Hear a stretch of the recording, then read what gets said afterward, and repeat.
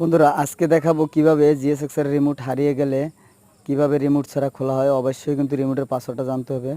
তো বন্ধুরা প্রথমে এরকম চাপে ধরতে হবে,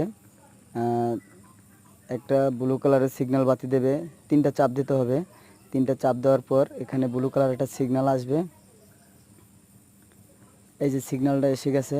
তো তারপরে বন্ধুরা এখন কিন্তু আপনার রিমোটের যে পাসওয়ার্ডটা আছে ওইটা যার যেটা আছে ওইটা দেবেন। আমারটা যেটা আছে আমি এটা দিছি, 1 নাম্বার সিগন্যালটা দিলাম, মানে 4টা কোড থাকে, কোডটার প্রথমটা দিলাম আমি। তারপরে দেবেন দ্বিতীয় কোড, এই যে দ্বিতীয় সিগন্যালের দ্বিতীয় কোডটা দেবেন।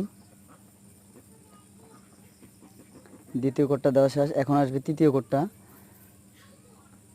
এই যে তৃতীয় কোডটা আসছে, তৃতীয় কোডটার সাথে সাথে আপনার রিমোটের যে পাসওয়ার্ডটা আছে ওইটা দেবেন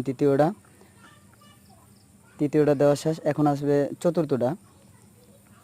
তো বন্ধুরা এখন দেবেন চতুর্থ পাসওয়ার্ডটা দেবেন। তো বন্ধুরা আপনাদের এই চতুর্থ পাসওয়ার্ডটা দেওয়া শেষ। আপনার রিমোটে যেটা আছে আপনি দেবেন, আমার যেটা আছে আমি দিলাম। তো বন্ধুরা এভাবেই কিন্তু রিমোটের পাসওয়ার্ড খোলা যাবে। তো বন্ধুরা আপনারা অবশ্যই ভিডিওটা শেষ পর্যন্ত দেখবেন।